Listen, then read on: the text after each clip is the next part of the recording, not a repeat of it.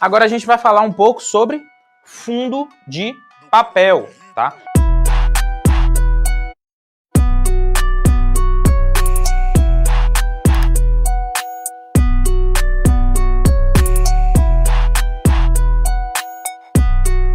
E fundo de papel, o que é?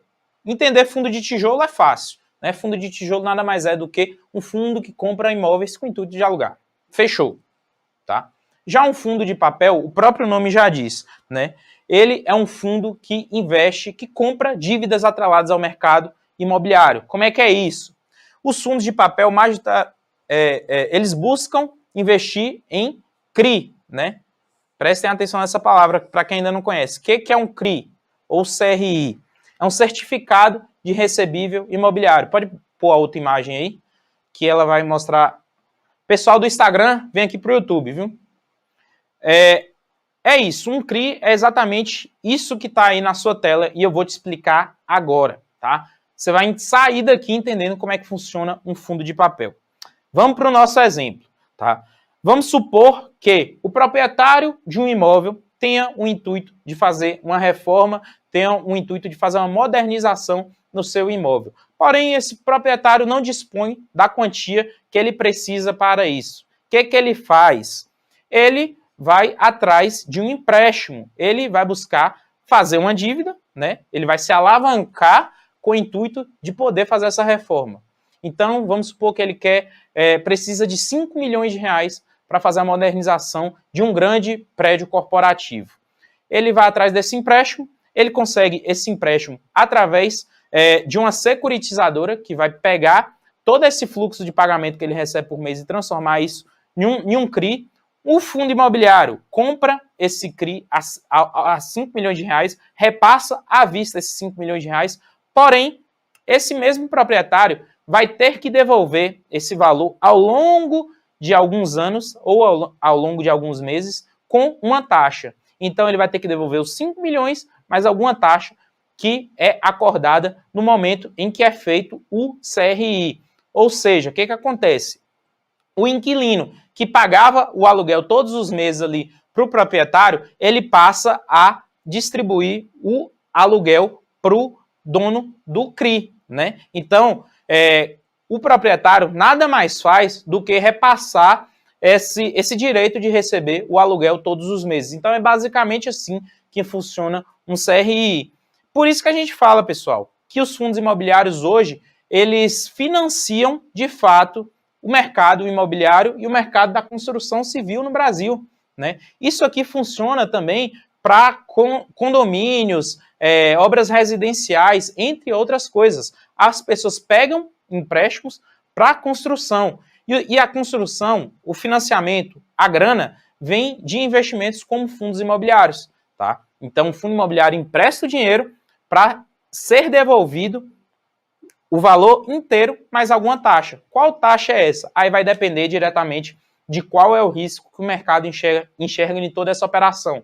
É uma operação que possui uma garantia, então a garantia já interfere na taxa, tá? Então a gente pode ter aí o valor inteiro mais o CDI, o valor inteiro mais o IPCA, o valor inteiro mais o IGPM.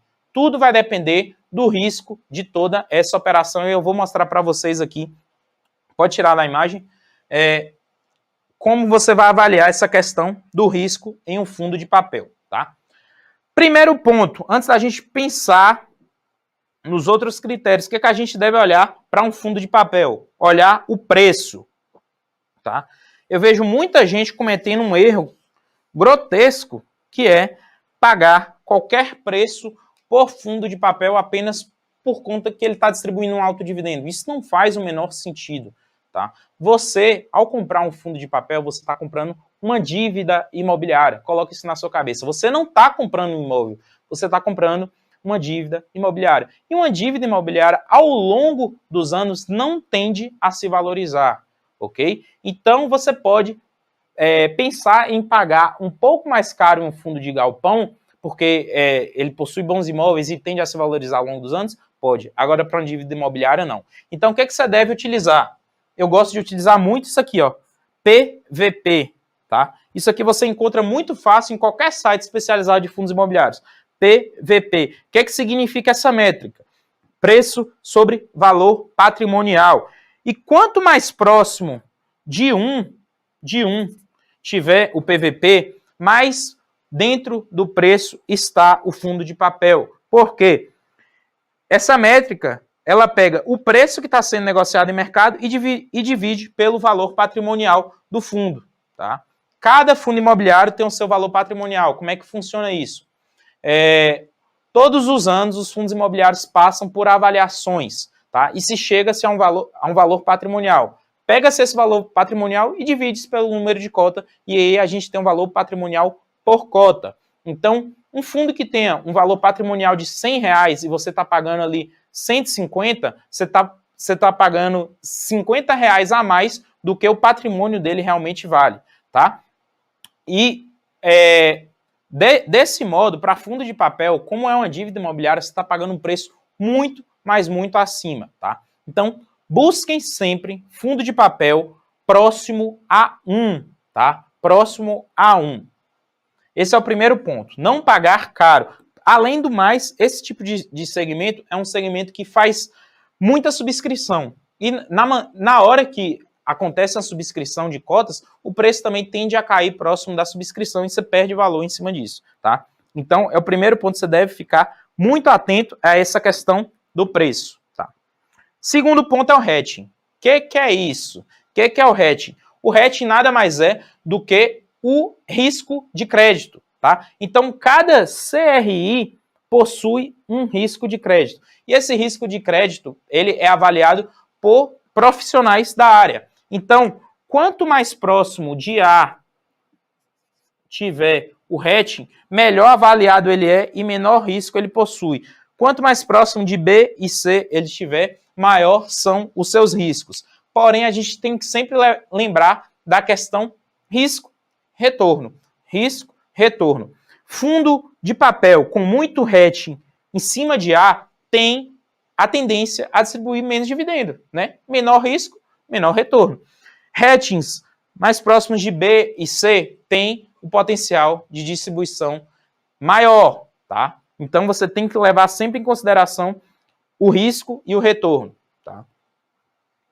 Tipo, tem tudo a ver com o hatching. A gente tem dois tipos de fundo de papel. O high, deixa eu escrever aqui, high yield,